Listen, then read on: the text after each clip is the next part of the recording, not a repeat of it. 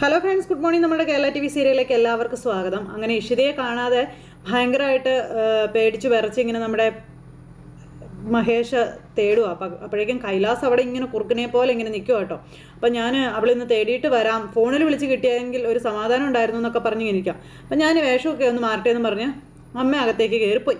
ഈ സമയത്ത് കൈലാസേട്ടൻ വാ എന്ന് പറഞ്ഞ് മഞ്ജുമി ഇങ്ങനെ അവിടെ നിൽക്കുക കേട്ടോ. അപ്പം നീ അകത്തേക്കല്ലേ, ഞാനിപ്പോൾ വരാം, എനിക്കൊരു ഫോൺ ചെയ്യാനുണ്ടെന്ന് പറഞ്ഞ് കൈലാസ് ഇങ്ങനെ നിൽക്കുക കേട്ടോ.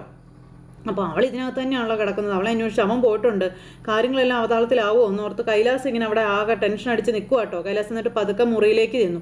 മുറിയിലേക്ക് ചെന്നപ്പോൾ അവളവിടെ കിടപ്പുണ്ടെന്നുള്ള കാര്യം കൈലാസിന് അറിയാമല്ലോ. പതുക്കെ തപ്പി തേടി മുറിയിലേക്ക് ചെന്നപ്പോൾ അവിടെ കാണുന്നില്ല ഇഷിതയെ. കൈലാസ് നടുങ്ങിപ്പോയി. ഇഷിതയിൽ പോയി എന്ന് കൈലാസിന് അറിയത്തില്ല. അപ്പോൾ ഇഷിതയുടെ ഒരു പൊടി പോലും കാണുന്നില്ല. കൈലാസിന് നേരെ നമ്മുടെ ഇഷിത ആഞ്ഞടിച്ച ഒരു തിരിച്ചടി ആയിരിക്കും അതെന്ന് അവൻ ഒരിക്കലും പ്രതീക്ഷിച്ചില്ല. ഈ സമയത്ത് മയൂരി അവിടെ നിന്ന് ഫോണിൽ വിളിക്കുക. അപ്പോൾ ഫോൺ എടുത്ത് ആരും കേൾക്കാതെ വിളിക്കുക കേട്ടോ. അത് വിളിക്കുന്നത് വേറെ ആരെയല്ല, കൈലാസിനെയാണ്. അപ്പോൾ നീ എന്തിനാണ് ഇപ്പം എന്നെ വിളിച്ചതെന്ന് ചോദിച്ചു. ഇവൻ ഒച്ച വയ്ക്കുന്നു. ഈ രാത്രി നിങ്ങൾ എന്നെ ഒന്ന് കാണാൻ വരാൻ പറഞ്ഞു. അപ്പോൾ നിനക്കെന്താടി, ഞാൻ നിന്നെ ഇപ്പോൾ തന്നെ ഒന്ന് കാണേണ്ട ആവശ്യമെന്ന് ചോദിച്ചു. അപ്പോൾ നിങ്ങളുടെ രക്ഷയ്ക്ക് വേണ്ടിയാണ് ഞാൻ പറയുന്നതെന്ന് മയൂരി പറയുക കേട്ടോ. എന്നിട്ട് മയൂരി എന്തൊക്കെയോ കൈലാസിന് പറഞ്ഞു കൊടുക്കുക. ഇതൊക്കെ കേട്ട് കഴിഞ്ഞപ്പോഴേക്കും അവൻ ഒന്ന് ഞെട്ടി. ഇവൻ തിരിച്ചു ഏതാണ്ടൊക്കെ പറയുന്നുണ്ട്. ഈ സമയത്ത് നമ്മുടെ മഹേഷ് വണ്ടി ഓടിച്ചുകൊണ്ട് പോകും. അപ്പോൾ മഹേഷിൻ്റെ ഫോണിലേക്ക് CI വിളിച്ചു. അപ്പോൾ അയാൾ വിളിച്ചപ്പോൾ മനസ്സിലായി, നിങ്ങൾ എന്തിനാ എന്നെ വിളിച്ചതെന്ന് ചോദിച്ചു. അപ്പോൾ ഡൽഹിയിലായിരുന്നല്ലോ, തിരിച്ചെത്തിയെന്ന് അറിഞ്ഞു, എന്നാലൊരു ഗുഡ് ന്യൂസ് പറയാൻ വേണ്ടിയാണ് വിളിച്ചത് എന്ന് പറഞ്ഞു കേട്ടോ. ഭാര്യയെ തിരഞ്ഞിറങ്ങിയതായിരിക്കും അല്ലേ? അപ്പോൾ ഇഷിതയെ നിങ്ങൾ കണ്ടോ? ആ കണ്ടല്ലോ. അപ്പോൾ മഹേഷ് വണ്ടി ഒതുക്കി. അവൾ എവിടെയുള്ളത്? തൻ്റെ ഭാര്യ എൻ്റെ അടുത്ത് തന്നെ ഉണ്ടെന്ന് ഇങ്ങനെ പറഞ്ഞു. അപ്പോൾ എൻ്റെ അടുത്തുണ്ടെന്നോ? താൻ എവിടെയുള്ളത്? അപ്പോൾ ഞാൻ പോലീസ് സ്റ്റേഷനിലാണ് ഉള്ളത്. അപ്പോൾ തൻ്റെ ഭാര്യ ഇവിടെ ഉണ്ട് എന്ന് പറയുക. അപ്പോൾ അവളെ തൻ്റെ കസ്റ്റഡിയിലെടുത്തോ എന്ന് ചോദിച്ചു. പിന്നെ ജോർജ് മാത്യു, തനിക്ക് എന്നോട് എന്തെങ്കിലും വൈരാഗ്യം ഉണ്ടെങ്കിൽ അത് എന്നോട് മതിയെന്നും പറഞ്ഞുകൊണ്ട് മഹേഷ്, അതെൻ്റെ ഭാര്യയോട് കാണിക്കരുത്, അത് ഞാൻ വെച്ച് പൊറപ്പിക്കില്ല എന്നൊക്കെ പറഞ്ഞപ്പോൾ താൻ വെറുതെ ചൂടാവാതെ സ്റ്റേഷനിലേക്ക് പാടോ, എന്നിട്ട് ആരെ വെച്ച് പൊറപ്പിക്കുമെന്ന് തീരുമാനിക്കാടോ എന്ന് പറഞ്ഞുകൊണ്ട് ഇയാൾ ഫോൺ കട്ട് ചെയ്തു. പെട്ടെന്ന് തന്നെ മഹേഷ് സ്റ്റേഷനിലേക്ക് ചെന്നു. അപ്പോൾ ഇഷിത എവിടെയെന്ന് ചോദിച്ചാൽ ഇയാളുടെ മുന്നിലേക്ക് മഹേഷ് ചെല്ലുന്നത്. എന്താടോ താനൊന്ന് ഞെട്ടിയോ എന്ന് ചോദിച്ചു CI. അപ്പോൾ താൻ എന്താടോ ഈ കാണിക്കുന്നത്, എവിടെ ഇഷിത എവിടെയെന്ന് ചോദിച്ചു. അപ്പോൾ താനൊന്ന് അടങ്ങി നിൽക്കടോ, ഇത് പോലീസ് സ്റ്റേഷനാണെന്നും തൻ്റെ കമ്പനിയൊന്നും അല്ലാന്നും ഈ CI പറയുക. അപ്പോൾ ഇഷിത എവിടെയാണെന്നാണ് ചോദിച്ചത്. എനിക്ക് അവളെ കാണണമെന്നൊക്കെ പറഞ്ഞ് വെക്കുമ്പം ചില കേസുകൾക്ക് കസ്റ്റഡിയിലെടുക്കുന്ന പ്രതിയെ സ്റ്റേഷനിൽ വരുന്നവർക്ക് കാണിച്ചു കൊടുക്കാൻ പറ്റത്തില്ലെന്നും ഇതും അങ്ങനെ ഒരു കേസാണെന്നും പറഞ്ഞു. അപ്പോൾ എന്ത് കേസാണെന്ന് പറയുമ്പോഴേക്കും മഹേഷിൻ്റെ നേരെ ഒച്ച വെച്ച് ചാടി എഴുന്നേറ്റിട്ട് ഒച്ച വെച്ച് വലിയ ആൾ കളിക്കാൻ നോക്കിയാൽ തൂക്കിയെടുത്ത് അകത്തിടുമെന്ന് ഈ CI പറയാം. എന്നാൽ താനൊന്ന് കാണിക്കണോ എന്ന് നമ്മുടെ മഹേഷ് പറഞ്ഞു. മഹേഷ് ചന്ദ്രൻ ആരാണെന്ന് താൻ അറിയുമെന്ന് പറയുമ്പം തൻ്റെ മുകളിലെ പിടിപാടൊക്കെ എനിക്കറിയാം, പക്ഷേ ഇവിടെ നിന്നെ രക്ഷിക്കാനേ ഒരു കാവൽ മാലാഖയും വരില്ലടോ എന്നൊക്കെ പറഞ്ഞുകൊണ്ട് ഇയാൾ പറയാം മഹേഷിനോട്. വന്നാലേ നാറും എന്നൊക്കെ പറഞ്ഞു. അപ്പോൾ വേസ്റ്റ് കുഴിയിൽ വീണതുപോലെ താൻ നാറും, എത്ര കുളിച്ചാലും നാറ്റം പോവില്ല. കാരണം ഇത് കേസ് വേറെയാണെന്നും ഈ മഹേഷിനോട് പറയുക. അപ്പോൾ ഡോക്ടർ ഇഷിതയുടെ പുറത്ത് കിടക്കുന്ന കാറിൽ നിന്നും 100 ഗ്രാം ഡ്രഗ്സ് പിടിച്ചെടുത്തിട്ടുണ്ടെന്നുള്ള കാര്യങ്ങൾ പറയുക. പിന്നെ നിന്റെ ഭാര്യ ഇപ്പോൾ ലോക്കപ്പിലുണ്ടെന്ന് പറഞ്ഞപ്പോഴേക്കും ഇവിടെ പുറമെ ചെറ്റേന്ന് പറഞ്ഞ് മഹേഷ് ഇന്ന് കൈവച്ചു. അപ്പോൾ തൻ്റെ ഭാര്യയുടെ വണ്ടിയിൽ ഡ്രഗ്സ് ഉണ്ടെന്നുള്ള കാര്യം വിളിച്ച് കൃത്യമായി ഞങ്ങൾക്ക് കിട്ടിയിട്ടാണ് ഞങ്ങൾ കസ്റ്റഡിയിലെടുത്തതെന്നും സാധനം ഞങ്ങൾക്ക് വണ്ടിയിൽ നിന്ന് കിട്ടിയെന്നും പറഞ്ഞു. അപ്പം താൻ പറയുന്നതൊന്നും ഞാൻ വിശ്വസിക്കില്ല എന്ന്, എനിക്കെൻ്റെ ഭാര്യയെ കാണണമെന്നും മഹേഷ് പറയാം. എന്താ സംഭവിച്ചെന്ന് എനിക്ക് അറിയണമെന്ന് പറയുമ്പോൾ വിളിച്ചുകൊണ്ട് കാണിക്കണോ, അവൾ പറയട്ടെ എന്നും പറഞ്ഞു. ഈ സമയത്ത് നമ്മുടെ മഹേഷ് നേരെ ഇഷിതയെ കാണാനായിട്ട് ചെല്ലുക. ഇഷിത അപ്പോൾ ജയിലിൽ കിടക്കുക കേട്ടോ. ഈ സമയത്ത് ഇഷിത, തനിക്ക് എന്താടാ പറ്റിയതെന്ന് ചോദിച്ചു. നിനക്ക് എന്താ പറ്റിയതെന്ന് മഹേഷ് ഇങ്ങനെ ചോദിക്കുക. ഇഷിത മിണ്ടാതെ നിന്ന് കരയുക. നിനക്ക് എന്താ സംഭവിച്ചതെന്നൊക്കെ ഇങ്ങനെ ചോദിക്കുക. അപ്പോൾ പോലീസുകാർ പറയുന്നതൊന്നും ഞാൻ വിശ്വസിക്കില്ല, എന്തോ ചതി നടന്നിട്ടുണ്ടെന്നുള്ള കാര്യങ്ങളൊക്കെ പറഞ്ഞ് ഇഷിത നീ സംഭവിച്ചെന്താണെന്ന് പറയാനും പറഞ്ഞു. അപ്പം നിന്നെ ആരാ ട്രാപ്പിൽ പെടുത്തിയത്, എന്താ കാര്യമെന്ന് പറയാൻ പറയുമ്പോൾ ഒന്നും മിണ്ടുന്നില്ല ഈ ഇഷിത. ആരാ കാറിൽ മയക്കുമരുന്ന് വെച്ചത്, നിന്റെ കൂടെ ഉണ്ടായിരുന്നു എന്ന് പറയുന്ന പെണ്ണ് ആരാ എന്നൊക്കെ ചോദിക്കുക കേട്ടോ. അപ്പോൾ അവൾ എവിടെ പോയി, ഇതെല്ലാം ചോദിക്കുകയാണ് മഹേഷ്. ഇഷിത ഒന്നും മിണ്ടുന്നില്ല. നീ എന്തെങ്കിലും ഒന്ന് പറ എന്നും പറഞ്ഞു ഇഷിതയോട് ഇങ്ങനെ നിർബന്ധിച്ച് ചോദിച്ചു. നീ എന്തിനാ അവളെയും കൊണ്ട് സ്റ്റേഷനിൽ വന്നതെന്നൊക്കെ ചോദിക്കുമ്പോൾ ഒന്നും മിണ്ടാൻ പറ്റാതെ നിൽക്കുക. താൻ എന്തിനാ പോലീസ് പിടിച്ചത്, താൻ കാര്യം പറയടോ, നീ എന്തു ഭാവിച്ചാൽ ഇങ്ങനെ മിണ്ടാതെ നിൽക്കുന്നതെന്നൊക്കെ ചോദിക്കുമ്പോൾ നമ്മുടെ ഇഷിതയ്ക്കൊന്നും മിണ്ടാൻ പറ്റുന്നില്ല. നിനക്കൊന്നും സംഭവിക്കില്ല, ഞാനല്ലേ നിൻ്റെ കൂടെയുള്ളത്, നീ എന്താണെന്ന് വെച്ചാൽ പറയാനായിട്ട് ഇങ്ങനെ പറയുന്നുണ്ട്. എന്താണെങ്കിലും നീ അതിനോടൊന്ന് തുറന്ന് പറയാൻ പറഞ്ഞു.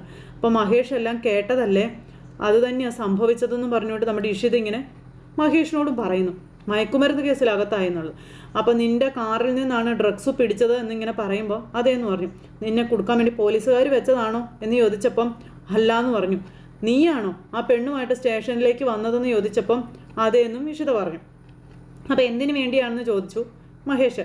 എന്തിനാ നീ രാത്രി അവളെയും കൊണ്ട് ഇങ്ങോട്ട് വന്നതെന്നൊക്കെ ചോദിക്കുമ്പോഴും ഇഷിത നിന്ന് കരയുക.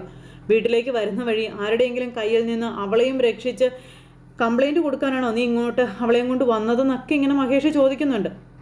ആ പെണ്ണ് ആരാണെന്ന് അറിയോ നിനക്ക് എന്നൊക്കെ ചോദിച്ചപ്പോഴും ഇഷിത നിന്ന് കരച്ചിലൊന്നും പറയുന്നില്ല. പിന്നെ എങ്ങനെ നിൻ്റെ കാറിൽ ഡ്രഗ്സ് വന്നത് ആര് വെച്ചു ഒന്ന് പറയിഷിത എന്നൊക്കെ പറഞ്ഞുകൊണ്ട് മഹേഷ് ദേഷ്യപ്പെടുക. അപ്പോഴേക്കും എനിക്കറിയില്ല എന്നും പറഞ്ഞുകൊണ്ട് നമ്മുടെ ഇഷിത പറഞ്ഞു, നീ എന്താ സ്വയം നശിക്കാൻ ഇറങ്ങി തിരിച്ചിരിക്കുകയാണോ എന്ന് ചോദിച്ചു.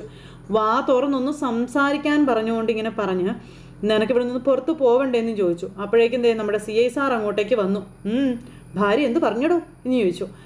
ഞാൻ കേസിൽ പെടുത്തിയതാണെന്ന് വല്ലതും പറഞ്ഞോ എന്ന് ചോദിച്ചു കേട്ടോ. ഞാൻ പലവട്ടം ചോദിച്ചു.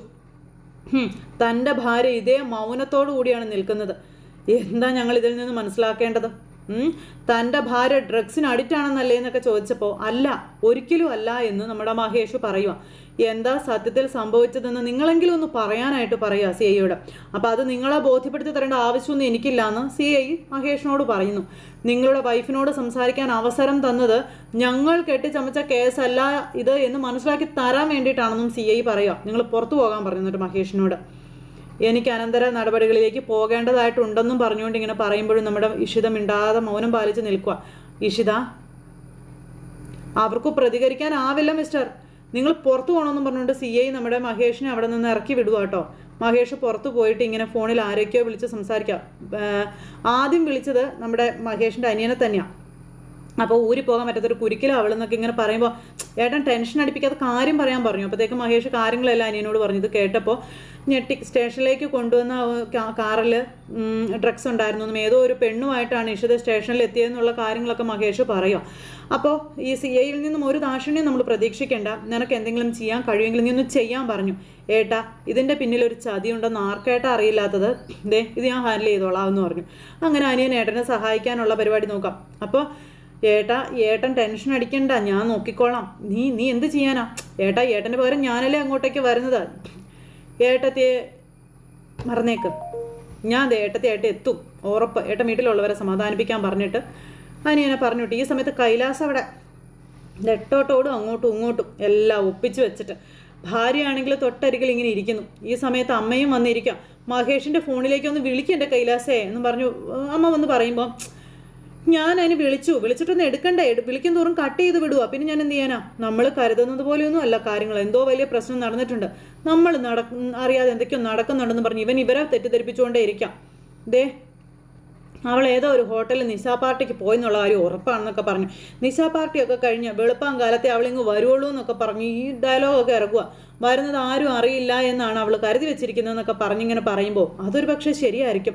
സ്വന്തമായൊരു കീ കയ്യിലുള്ളപ്പോൾ എപ്പോൾ വന്നാലും മതിയല്ലോ എന്നൊക്കെ പറഞ്ഞു കേട്ടോ. മഹേഷ് അളിയൻ വന്ന് ചാടുമെന്ന് അവൾ കരുതിയതേ ഇല്ല എന്നൊക്കെ പറയുമ്പം ഇവിടെ നടന്നതൊക്കെ മഹേഷിനെ അറിയിക്കണം. അവളെ കയറൂരിവിടെ ഞാൻ സമ്മതിക്കില്ല എന്നൊക്കെ പറഞ്ഞുകൊണ്ട് ഇങ്ങനെ തള്ള പറഞ്ഞു കൊടുക്കുക. അവളെ ഞാനിവിടെ വെച്ച് പൊറപ്പിക്കില്ല എന്നൊക്കെ പറയുമ്പോൾ നമ്മളായിട്ട് അളിയനോട് ഇവിടെ നടന്ന കാര്യങ്ങളൊന്നും പറയാൻ പാടില്ല എന്ന് പറഞ്ഞ് കൈലാസ് ഇവർ ഇതാക്കുന്നു. ഭാര്യയുടെ കയ്യിലിരിപ്പ് അളിയൻ തന്നെ കൈയോടെ കണ്ടുപിടിക്കണം. അതിനുള്ള അവസരം നമ്മൾ ഉണ്ടാക്കി കൊടുക്കണമെന്നും പറഞ്ഞ് ഇവർ സംസാരിച്ചുകൊണ്ട് നിൽക്കുമ്പോൾ തന്നെ മഹേഷ് വീട്ടിലേക്ക് വന്നു. മഹേഷ് വീട്ടിലേക്ക് വന്നപ്പോഴേക്കും പെങ്ങളും അമ്മയും കൂടെ ചോദിക്കുക അവളെന്തിയെന്ന്. അപ്പോഴേക്കും കൈലാസ് വന്നിട്ട് എന്താ അളിയാ പറ്റിയത്, ഇഷിത എവിടെയാ എന്നൊക്കെ ചോദിക്കുന്നുണ്ട് കേട്ടോ. അപ്പോൾ അവള് ഇപ്പോൾ പോലീസ് കസ്റ്റഡിയിലാണെന്നുള്ള കാര്യങ്ങൾ ഇങ്ങനെ പറഞ്ഞു. അപ്പോഴേക്കും ഇവർ അമ്മയും മോളും ഞെട്ടി കൈലാസിൽ നിന്ന് ഇങ്ങനെ ചിരിക്കുക. അയ്യോ, പോലീസ് എന്തിനാ അവളെ പിടിച്ചെന്ന് ചോദിച്ചപ്പോൾ ഇങ്ങനെ അവളെ ആരോ ചതിച്ചെന്നുള്ള കാര്യം പറഞ്ഞു. അപ്പോൾ എല്ലാം നശിപ്പിച്ചു അവളെന്നും പറഞ്ഞുകൊണ്ട് ഇങ്ങനെ അമ്മ കിടന്ന് പ്രാകുക. ഈ കുടുംബം നശിപ്പിക്കാൻ വേണ്ടിയിട്ട് ഒരുത്തി കയറി വന്നതാണെന്നൊക്കെ പറഞ്ഞ് ഭയങ്കര സംസാരവും കാര്യങ്ങളും ഒക്കെ. അവളെ പറ്റി പലതും നീ അറിയാനിരിക്കുന്നതേ ഉള്ളൂ എന്ന് പറയുമ്പോൾ അമ്മ ചുമ്മാ കാര്യം അറിയാതെ ഒച്ച വെക്കരുതെന്ന് പറഞ്ഞു മഹേഷ്. ഏതോ ഒരു പെണ്ണിനെ സഹായിക്കാൻ പോയതാണ് ഇഷിത എന്നുള്ള കാര്യവും മഹേഷ് അന്നേരം പറയുക. അവൾ ആ കാറിൽ ഡ്രഗ്സ് വെച്ച് ഇഷിതയെ കുറ്റക്കാരിയാക്കിയെന്ന് പറയുമ്പോൾ കഷ്ടം തന്നെ. നീ ഇപ്പോഴും അവളെ വിശ്വസിക്കുകയാണോടാ എന്നും ചോദിച്ചുകൊണ്ട് അമ്മ മോനോട് ചോദിക്കുക കേട്ടോ. അവൾ ഡ്രഗ്സിന് അടിമയാണ് മഹേഷേ എന്നും പറഞ്ഞു അമ്മ. ഡ്രഗ്സ് അടിച്ച് ഈ വീട്ടിൽ അവൾ അഴിഞ്ഞാടുന്നതൊന്നും നീ അറിഞ്ഞിട്ടില്ലെന്നൊക്കെ പറയുമ്പോൾ ഒന്നും നിർത്തുന്നുണ്ടോ എന്ന് ചോദിച്ചു മഹേഷ്. കാരണം ഇവരെല്ലാം പറഞ്ഞു വെച്ചേക്കുവാണല്ലോ അവിടെ. ഒരവസരം കിട്ടിയാൽ ഇല്ലാത്ത കഥകൾ പറഞ്ഞു പെരുപ്പിച്ചത് വലുതാക്കാൻ നിങ്ങൾ മിടുക്കരാണെന്ന് എനിക്ക് അറിയാമെന്നൊക്കെ പറഞ്ഞു. ഇഷിത ഒരു ഡോക്ടറാണെന്ന് നിങ്ങൾ മറക്കരുത്. അവളൊരു ചതിയിൽ പെട്ടുപോയി എങ്ങനെ രക്ഷപ്പെടുത്താമെന്ന് ആലോചിക്കുമ്പോഴാണ് ഒറ്റ തിരിഞ്ഞ് ആക്രമിക്കാൻ വരുന്നതെന്നും പറഞ്ഞുകൊണ്ട് നമ്മുടെ മഹേഷ് ഇവരോട് ഒച്ച വെച്ചു. ചിപ്പിമോൾ ഇവിടെയാണോ എന്ന് അറിയാനാണ് ഞാൻ വന്നതെന്നും പറഞ്ഞുകൊണ്ട് നമ്മുടെ മഹേഷ് അവിടെ നിന്ന് നേരം തന്നെ ഇറങ്ങിയും പോയി. മഹേഷ് അങ്ങ് പോയി കഴിഞ്ഞപ്പോൾ കണ്ടോ, ആരെന്തൊക്കെ പറഞ്ഞാലും അളിയൻ അവൾ പറയുന്നത് വിശ്വസിക്കുള്ളൂ എന്ന് പറഞ്ഞ കൈലാസ് ഇങ്ങനെ ഇവരെ പറഞ്ഞ് തെറ്റിദ്ധരിപ്പിക്കുന്നു. എൻ്റെ പഴനിമല ആണ്ടവ, എൻ്റെ കുടുംബം തകർന്നോ എന്നൊക്കെ ചോദിച്ച് ഭയങ്കര പ്രാർത്ഥന. എന്നോട് ഈ ചതി വേണ്ടായിരുന്നു മുരുക എന്നൊക്കെ പറഞ്ഞുകൊണ്ട് പുള്ളിക്കാരിൽ നിന്ന് ഭയങ്കര പ്രാർത്ഥനയും വഴിപാടും കാര്യങ്ങളും ഒക്കെ. ഈ സമയത്ത് ഈ കൈലാസ് ഇങ്ങനെ ധൈര്യമായിട്ട് നിൽക്കും, ഇനി ഇഷിതയുടെ ശല്യം ഉണ്ടാവില്ല എന്നുള്ളൊരിതിൽ. ഈ സമയത്ത് പിന്നെ പോലീസ് സ്റ്റേഷനിൽ നമ്മുടെ ഇഷിതയ്ക്ക് വേണ്ടി നമ്മുടെ മഹേഷിൻ്റെ അനിയൻ വന്നിരിക്കുന്നു. അതുപോലെ തന്നെ CIയും അതുപോലത്തെ അവിടുത്തെ വേറെ ഉദ്യോഗസ്ഥരൊക്കെ തമ്മിൽ ഇങ്ങനെ ഈ ഇഷിതയുടെ കാര്യങ്ങൾ സംസാരിച്ചുകൊണ്ടിരിക്കാം. അപ്പോൾ CI കാണാനായിട്ട് മഹേഷിൻ്റെ അനിയൻ വന്ന ആ ഒരു കാര്യം ചെന്ന് പറഞ്ഞ് കാണാൻ വരാനൊക്കെ പറയാം. അപ്പോൾ ഈ സമയത്ത് എന്താ സാറേ ഒരു സ്റ്റേഷൻ വിസിറ്റ് എന്ന് ചോദിച്ചപ്പോൾ ഞാൻ എന്തിനാ വന്നതെന്ന് വിശദമാക്കണോ? ജോർജ് മാത്യു, എൻ്റെ ഏട്ടൻ്റെ ഭാര്യ നിങ്ങളിവിടെ പിടിച്ചു വച്ചിരിക്കുകയാണ് എന്ന കാര്യം പറഞ്ഞു കേട്ടോ അദ്ദേഹം. അതും ഡ്രഗ്സ് കൈവശം വെച്ചു എന്നും പറഞ്ഞു. അല്ല ജോർജ് മാത്യു എന്തിനുള്ള പുറപ്പാടാ എന്ന് ചോദിച്ചു കേട്ടോ. എനിക്ക് മനസ്സിലാവാത്തത് കൊണ്ട് ചോദിച്ചതാ. അയ്യോ, ഞാൻ ഒരു പ്രതികാര നടപടിക്കും വന്നതല്ല. ഡോക്ടർ ഇഷിതയുടെ കാർ വഴിയിൽ തടഞ്ഞു പരിശോധിച്ചതുമല്ല. കാറുമായി അവരിങ്ങോട്ട് വന്നതാണ് എന്ന് പറഞ്ഞിട്ട് കൂടെയുള്ള പെണ്ണ് പറഞ്ഞ വിവരം വെച്ച് കാറ് പരിശോധിച്ചപ്പോഴാണ് ഡ്രഗ്സ് അതിൽ നിന്ന് കിട്ടിയത്. പിന്നെ ഞാൻ എന്ത് ചെയ്യണം എന്നിങ്ങനെ ചോദിച്ചു. അപ്പോഴത്തേക്കും പറഞ്ഞിരിക്കും. ഒരു ലോജിക്കും ഇല്ലാത്ത കഥയാണല്ലോ ജോർജ് മാത്യു പറയുന്നത് എന്നും പറഞ്ഞുകൊണ്ട് നമ്മുടെ ചേട്ടൻ ഇരുന്നങ്ങ് പറച്ചിൽ തുടങ്ങി. സംഭവിച്ചത് എന്താണെന്ന് നിങ്ങൾ പറയണമെന്ന് പറഞ്ഞു. പിന്നെ സംഭവിച്ച കാര്യങ്ങളെ പറ്റി, അത് മയൂരിയാണ് നമ്മുടെ ഇഷിതയെ ചതിച്ചത്. വന്ന് A to Z കാര്യങ്ങളെല്ലാം അവിടെ പറയാം. അപ്പോൾ പാവം നമ്മുടെ ഇഷിത കാര്യങ്ങളെല്ലാം ഇവരത് ഈ മയൂരെ രക്ഷിക്കാൻ വേണ്ടി കാര്യങ്ങളെല്ലാം പോലീസിനോട് പറയാൻ വേണ്ടി വന്നതാണ്. അപ്പോൾ ഇഷിത പറഞ്ഞു ആദ്യം നീ നിൻ്റെ പരാതി കൊടുക്കണമെന്നൊക്കെ പറഞ്ഞുകൊണ്ട് ഇവർ തമ്മിൽ സംസാരിക്കുന്ന സമയത്ത് ഇഷിതയെ വഞ്ചിച്ചുകൊണ്ട് വണ്ടിയിൽ ഇങ്ങനെ ഡ്രഗ്സ് ഉണ്ടെന്ന് ഈ മയൂരി പറയാം. അപ്പം നിനക്കത് സമനില തെറ്റുമെന്ന് നമ്മുടെ ഇഷിത ചോദിക്കുക കേട്ടോ. അപ്പോൾ കാറിനുള്ളിൽ മയക്കുമരുന്നുണ്ടെന്ന് പറഞ്ഞാൽ പോരാ, അത് കണ്ടെടുക്കണമെന്നൊക്കെ പറഞ്ഞു അന്നേരം ഈ CI. എന്നിട്ട് പിന്നെ മേഡം അത് കാറിൻ്റെ ഡാഷ് ബോർഡിനകത്ത് വെക്കുന്നതിനിടയിൽ അതിലുള്ള പാക്കറ്റ് ഞാൻ കണ്ടു എന്നും പറഞ്ഞുകൊണ്ട് ഈ മയൂരി പോലീസിനോട് പറയാം. അപ്പോൾ കള്ളം ഇവൾ പറയുന്നതെന്നും പറഞ്ഞുകൊണ്ട് നമ്മുടെ ഇഷിത എവിടെ വെച്ച് പറഞ്ഞെങ്കിൽ പോലും CI ആണെങ്കിൽ ഇഷിതയെ മിണ്ടാൻ അനുവദിച്ചില്ല. പിന്നെ അവിടെ നിന്ന് ഇവർ പോലീസ് പരിശോധനയും കാര്യങ്ങളും ഒക്കെ ആയി. അങ്ങനെ നമ്മുടെ ഇഷിതയെ വഞ്ചിച്ചുകൊണ്ട് മയൂരി ആ ഒരു ചതി ചെയ്തു പോലീസ് സ്റ്റേഷനിൽ ചെന്ന്. അങ്ങനെ കാര്യങ്ങളെല്ലാം കൈവിട്ടു പോയി എന്നുള്ള ഒരു സിറ്റുവേഷനിലാണ് നമ്മുടെ CI സാർ കഥയെല്ലാം പറയുന്നിടത്താണ് ഇന്നത്തെ കഥ അവസാനിച്ചിട്ടുള്ളത്. അപ്പോൾ എല്ലാവരും കാത്തിരുന്ന് കാണണോട്ടോ. എല്ലാവർക്കും നല്ലൊരു ദിവസം ആശംസിക്കുകയാണ്. എല്ലാവരുടെ സപ്പോർട്ടിനും സ്നേഹത്തിനും ഒത്തിരി നന്ദി അറിയിക്കുന്നു. വീണ്ടും കാണുന്നത് വരെ എല്ലാവർക്കും ടാറ്റാ.